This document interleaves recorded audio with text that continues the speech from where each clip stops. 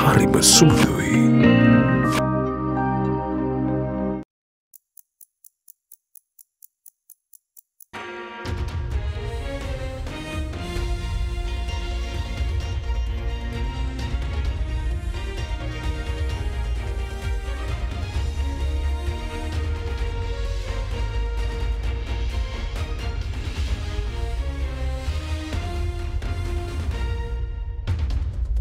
Tonight on First at 9 this Sunday, the 1st of October 2023. Inclement weather continues. Over 15,000 affected by inclement weather in the island, shows the situation report of the DMC. Exploitation. The new online safety bill opens up a space for its misuse, says former president of the BASL President's Council Salih Piris. Governance weaknesses. The IMF assessment reveals severe weaknesses in governance. ඔබේ විශ්වාසය දෙනු සෙන්සුරයින් දැන් ළඟමැති ෆාමසියෙන් ලබාගත හැක. This is AdaDerana First at 9, live from Studio 24 in Colombo. Good evening and welcome to AdaDerana First at 9. I'm Aditya Dirisinghe joining you live with the latest in Sri Lanka and around the world. Now in your top story tonight, with the inclement weather conditions affecting the island further, several areas continue to receive heavy rains today, affecting the livelihoods of the general public. Meanwhile, issuing a situation report, the Disaster Management Centre stated that the total number of families and individuals affected by the heavy rains have increased to 15,496 of 3,672 families in Ratnapura, Kalutara, Gampaha and Matara. Following these developments, the National Building Research Organisation has extended the landslide warnings issued to 8 districts. Several parts of the country, including Colombo, continue to experience heavy rainfalls today, with the highest rainfall of 90 millimeters being reported from Batiklo.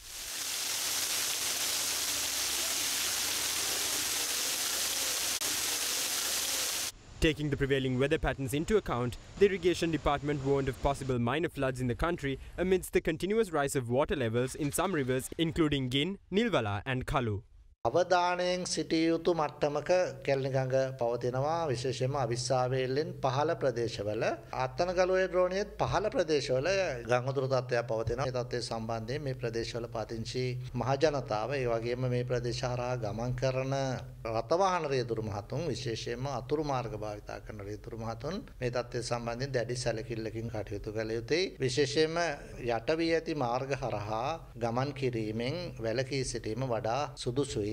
Against this backdrop, several areas in Colombo continue to experience heavy rainfall today.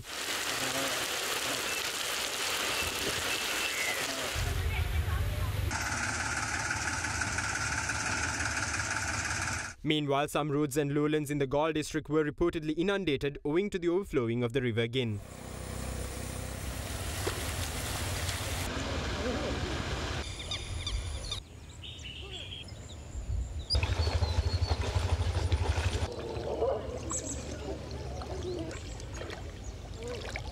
Further floods were reported in Talhagoda and Panadugama areas as a result of the overflowing of the Nilvala river, while the Akurasa Aturale area continued to experience floods today.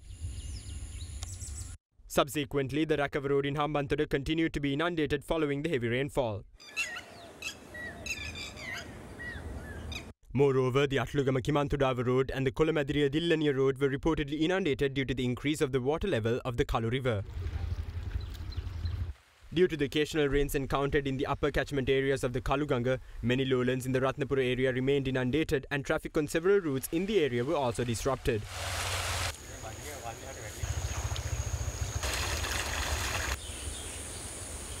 In the meantime, following the rise of water levels of the Kalni River, several lowlands of the area continue to remain inundated.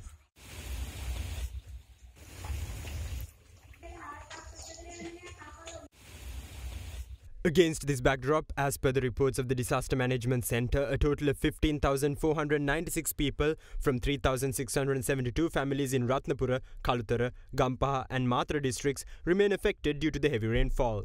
Accordingly, the highest number of families affected following the current weather patterns were reported from the Gampaha district, recording a total of 2,153 families comprising 9,509 individuals. Further, the Ratnapura district meanwhile reported the lowest number of families and individuals affected by the heavy rains, amounting to 214 families comprising 827 individuals. Following these developments, the National Building Research Organisation extended the landslide warnings issued to 8 districts. Accordingly, landslide warnings were issued to Galle, Matara, Hambantota, Kalutara, Kandy, Kegalle, Matale and Ratnapura districts.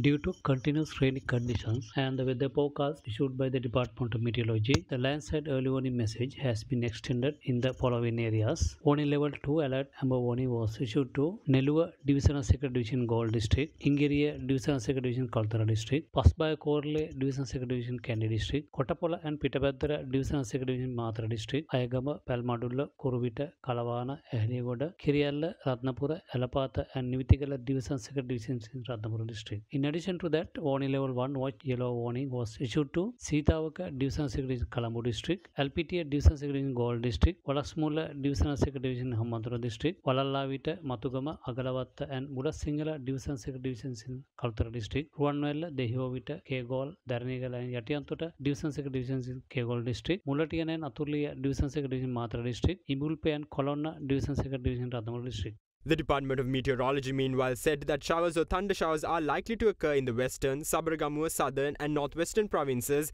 and in the Kandy and Nuwara districts. Now in more cheerful news, several festive and colourful events to commemorate the World Children's Day were organised around the island today. In line with the Children's Day celebrations, a programme organised by the Derana Media Network together with the Sri Lanka Air Force, Manchi and AdaDerana, comprising many entertainment events, was held at the Sri Lanka Air Force Museum premises today. The World Children's Day and Elders' Day is celebrated on the 1st of October every year. It is a commemorative day celebrated annually in honour of children, with the date of commemoration varying by country. In line with the Children's Day, a commemorative event organised by the Derana Media Network, Sri Lanka Air Force, Manchi and AdaDerana was held at the Sri Lanka Air Force Museum premises today. The event was graced by Chairman of the Derana Media Network, Dilip Jayveera, and Director General of Ground Operations of the Sri Lanka Air Force, Air Vice Marshal Varnagunawardena. Many entertainment events were organised for children, including an entertainment program featuring their Little Star performance.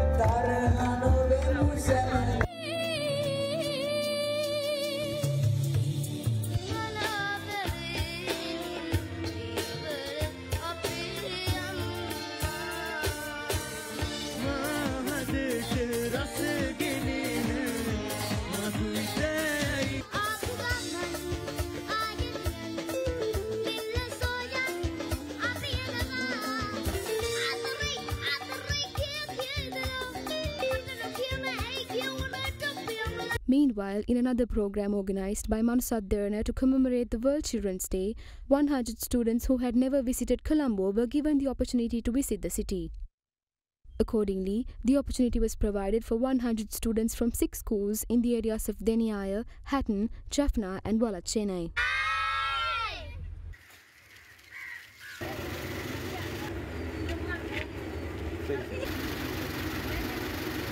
Further, to mark the Children's Day celebrations, children under 12 years of age were given the opportunity to visit all parks which function under the Department of National Zoological Gardens for free. Accordingly, free entrance was provided for children under 12 years of age at the Dehiwala Zoological Garden, Pinnawala Elephant Orphanage, Pinnawala Zoo, as well as the Ridiyagama Safari Park. Now, meanwhile, the Minister of Education, Susil Premajayantha, reveals going forward the country will make early childhood education mandatory for all children reaching the age of 4. He further states that in the future, the government will provide assistance for families who are unable to provide early childhood education for their children. Attending a ceremony in Colombo today, launching the School Health Promotion Month, Minister Susil Premajayantha said Sri Lanka as a country with free education hopes to expand the free education system going forward. The minister said, in the future the government will make pre-childhood education compulsory for all children reaching the age of 4. The minister went on to say that the government will intervene on behalf of children whose parents cannot afford such education, adding that pre-childhood development centres can be held in primary schools where space is available, while pointing out that it will also provide a solution for schools facing the challenge of closure. He said that existing stigma against preschool education must be completely changed in order to formally standardize preschool education in Sri Lanka parallel to international standards.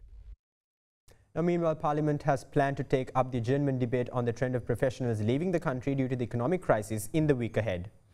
Meanwhile, during the week, the Parliament has also made plans to discuss and debate matters pertaining to key legislations, including the Civil Procedure Code, Election Special Provisions Bill and regulations under the Mediation Act.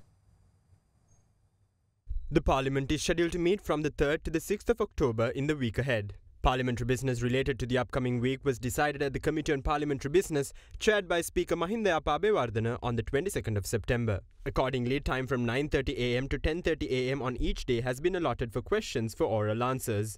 On Tuesday, the 3rd of October, the second readings of the Civil Procedure Code Amendment Bill and the Election Special Provisions Bill, regulations under the Mediation Special Categories of Disputes Act, and order under the Judicature Act have been scheduled to be taken up for debate till 5 pm. Subsequently, from 5 pm to 5:30 pm, the motion at the adjournment time by the government will be taken up for debate. Meanwhile, on Wednesday, the 4th of October, 3 resolutions under the Customs Ordinance, Vida Gazette Extraordinary Numbers 2336/72, 2338/54 and 2341/64, orders under the Special Commodity Levy Act Vida Gazette Extraordinary Numbers 2332/14, 2332/53, 2337/16 and 2340/45 and the National Eye Bank Trust of Sri Lanka Bill will be taken up for debate between 10:30 am and 5 pm. On Thursday, the 5th of October, second readings of the Sri Lanka Ports Authority Amendment Bill and the Civil Aviation Amendment Bill, regulations under the Civil Aviation Act, regulations under the licensing of shipping agents, freight forwarders, non-vessel operating common carriers, and Container Operators Act have been scheduled to be taken up for debate. On Friday, the 6th of October, the adjournment debate on the trend of professionals leaving the country due to the economic crisis, as proposed by the opposition, will be taken up for debate in Parliament. Now, former president of the Bar Association of Sri Lanka President's Council, Salia Piris, highlights that in Sri Lanka, where laws are misused and abused, the online safety bill opens a space for the police and political authorities to misuse the bill against their rivals. He added that the totality of the proposed online safety bill emphasizes on restrictions rather than protecting rights of the people. Meanwhile, media analyst Nalaka Gunawardena says the proposed broadcasting bill restricts the public's discussion and debate in an unfair manner, precisely when Sri Lanka is making attempts to correct mistakes made throughout the last 75 years, while emphasizing that a vibrant democracy is crucial. Speaking to Indivari Amuwatta during our current affairs program at Hyde Park on AdaDerana 24, legal and digital media experts discussed the way forward for Sri Lanka with the online safety bill and the broadcasting bill. Whether it's free expression, whether we're making progress or not, there is really some important clauses surrounding the protection of the rights of children. So isn't this progress from that aspect? Well, there are some provisions on protecting children and so on. When you look at the totality of the bill, you find that there is more weight on suppressing the freedom of speech rather than protecting people online. So I don't think any of us will have an object to a law where you protect people from online, especially children, from online harassment. But here, when you look at the totality of the bill, the emphasis is not on protection, but rather on restrictions. And we know that in Sri Lanka, one of the key complaints is how laws are abused or misused. Now, for instance, we have the ICCPR Act, seemingly positive against hate speech, against incitement to violence, so on. But how has the ICCPR been used? It has been abused, targeted at certain individuals, others not targeted, others not brought to book. So similar with the PTA. We see over the years how the PTA has been abused. So the risk here is, in this sort of legislation, there is a high risk of the law being misused, both by the police and by the political authority. So if this bill becomes law, what will happen is the political authority will use this commission, will use the police to target their rivals, to target those who criticize them, to haul them up before the police. Already we know, for instance, the CID summons web journalists, and they order them to, they call them for questioning on very, very flimsy grounds. So they are not brought before court or charged, but they are harassed by being hauled up to the CID and so on.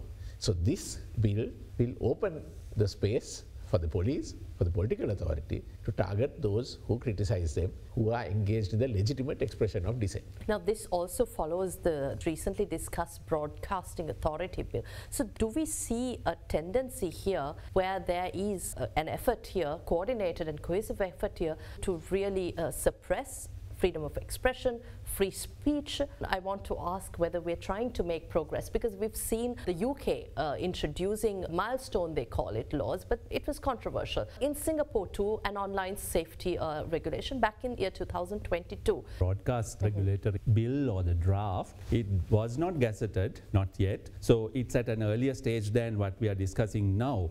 But what came out a few weeks ago was heavily criticized, again for the same kind of reasons, that it lacks the checks and balances that should be in a democratic society, and it can be heavily misused and abused by political authority. So for now, we don't know exactly what is happening with that proposed bill. It has not surfaced again. But this is, I mean, you could make a case that one bad bill after another suggests a trend in closing public spaces and unfairly restricting public discussion and debate, precisely at a time when Sri Lanka needs to foster that. When we are trying to correct policy and other mistakes over 75 years, trying to reimagine a better Sri Lanka, we need discussion and debate, including dissent. So if you start chilling people out from freely expressing themselves, you have draconian laws on broadcasters who will then hesitate to have platforms like this one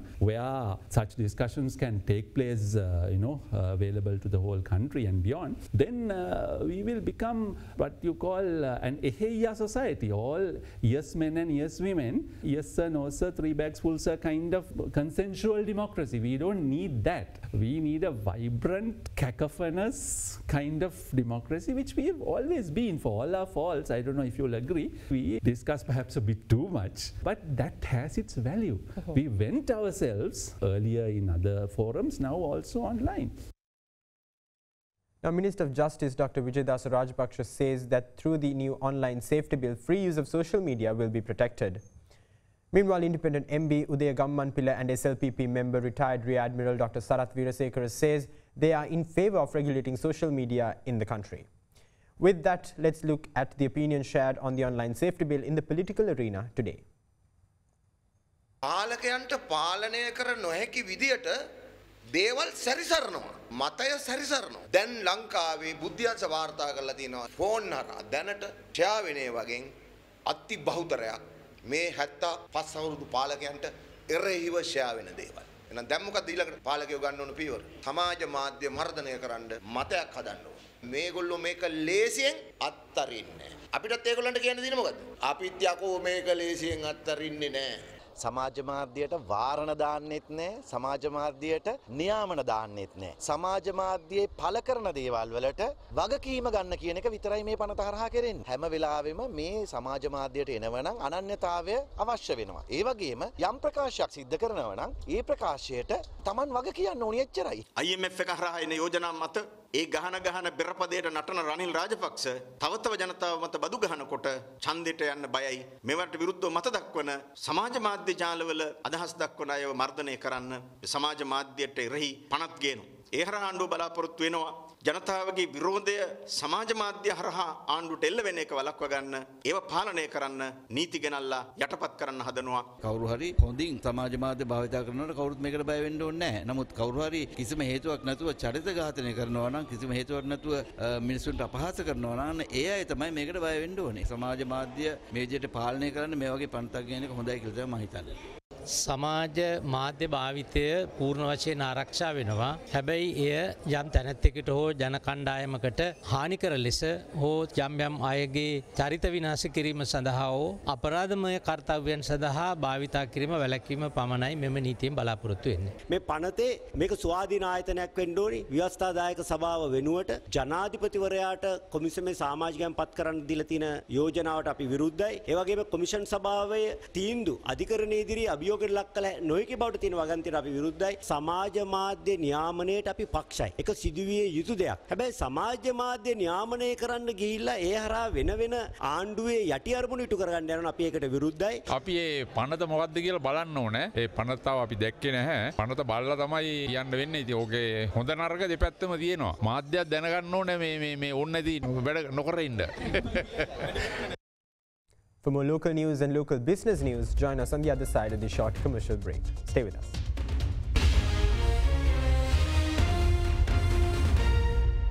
ගොඩමඩ පෙරලි කරන බලපුළුවන් කාරයා මහින්ද්‍රා යුවෝ ඩීමෝ වෙතින්. වැඩම ගොඩයි ගොඩම තමයි ස්වරාජ් tractor ඩීමෝ වෙතින්.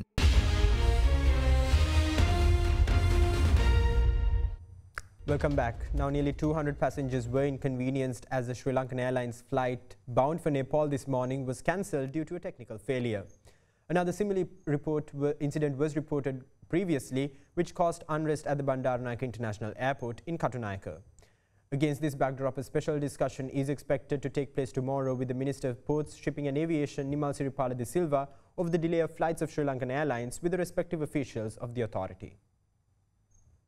Several passengers raised concerns over the recent delaying of flights of the Sri Lankan Airlines. The unrest, which began at the airport due to a flight delay which occurred 2 days ago, rapidly spread on social media.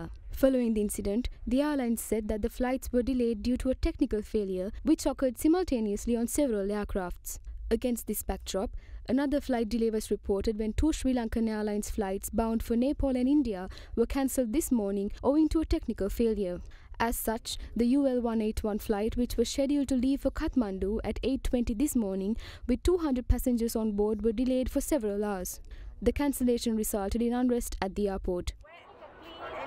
How much time we need to wait, or when we are going to wait? Subsequently, the airline has agreed to provide the passengers with another flight to the destination. However, the passengers alleged that another flight was not provided following the technical failure reported on the UL-181 flight. The flight UL-181 was later declared cancelled owing to the delay of the flight for several hours.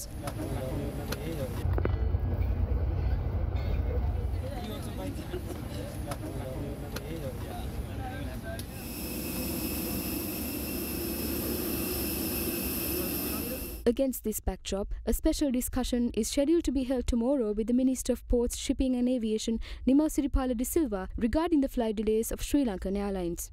Officials of the Sri Lankan Airlines are expected to attend the special meeting to be held at the Ministry of Ports, Shipping and Aviation. Now in other local news, a dead body of a 23-year-old who had died mysteriously was recovered from the Horana Bandaravatta area. Meanwhile, a corpse of a 72-year-old woman was also discovered by the police yesterday in the Nelluwa Panimulla area. However, the cause of death of the woman has not yet been revealed. With that, here's a look at more news across the island in brief. The corpse of a person who had died suspiciously in a house in the Horana Bandaravatta area was recovered by the police last afternoon. The 23-year-old deceased was identified as a resident of the Haltota area.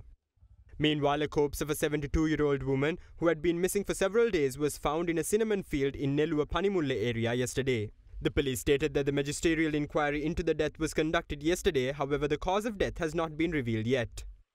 A person involved in 16 crimes including many thefts for which 6 warrants had been issued by the Mount Lavinia Magistrates Court has been arrested by the Malabe police in the Arangala area along with a hand grenade. During the questioning of the suspect, 7 laptops worth nearly 3 million rupees and a stock of equipment including cash have been taken into police custody. Further, building of the Tambalagamu Hospital in Trincomalee was completely destroyed due to a fire in the premises earlier this morning. The police suspect that the fire broke out due to an electrical leakage.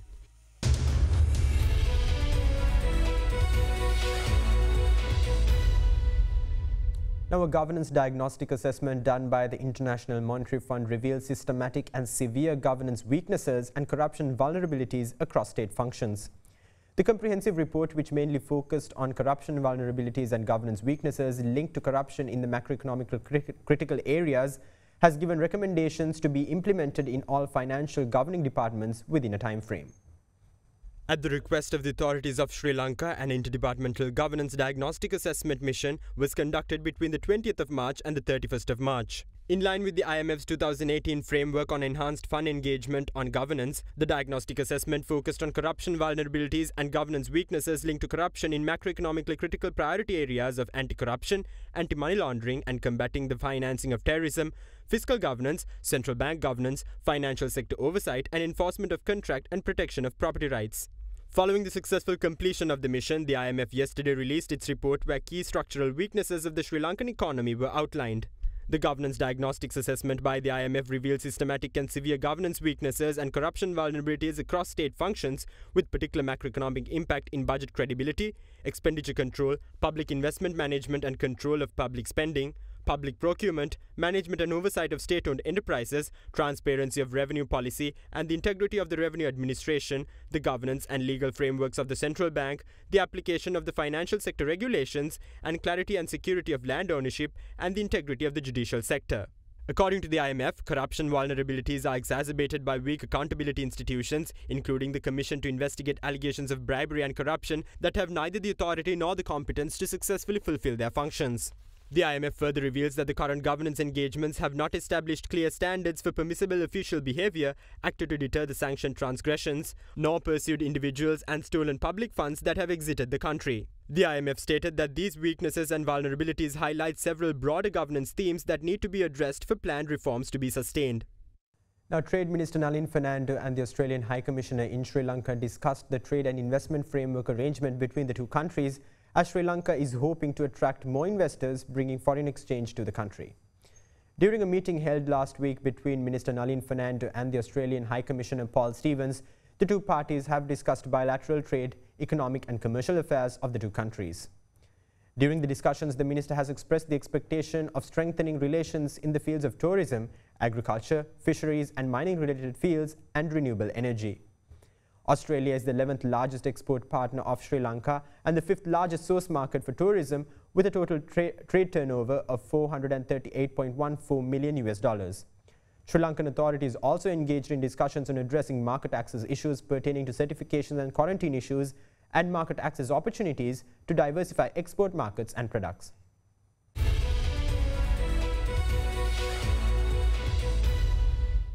Now, following the latest updates in the world of corporate affairs, issuing a statement today, the fuel company Sinopec has revised the prices of fuel with effect from this evening.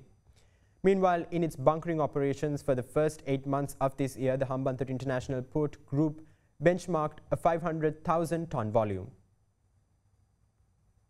Sinopec, the fuel retailer of the country, has revised its fuel prices from today. The firm said this in a statement issued today.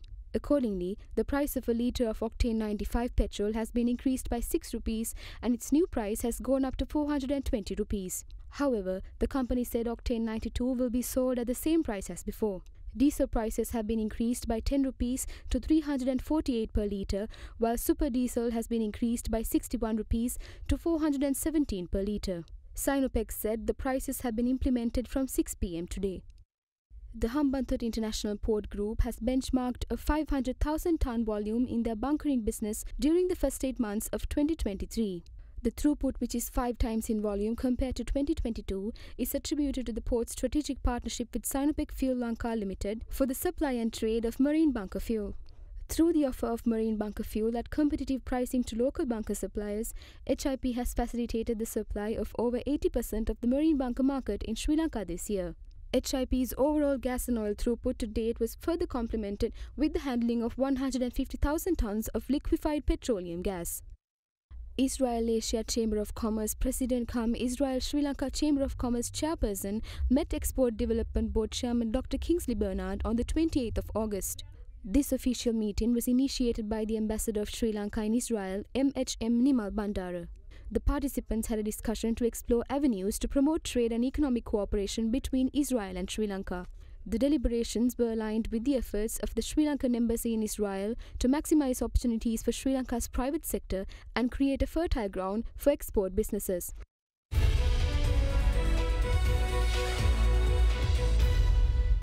And with that, we wrap up tonight's edition of AdaDerana First at 9. Stay in touch with us on www.adaderana.lk for the latest developments around the clock.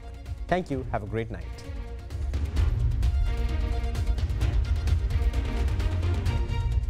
For news News and information you can trust 24 hours a day. Visit AdaDerana.lk.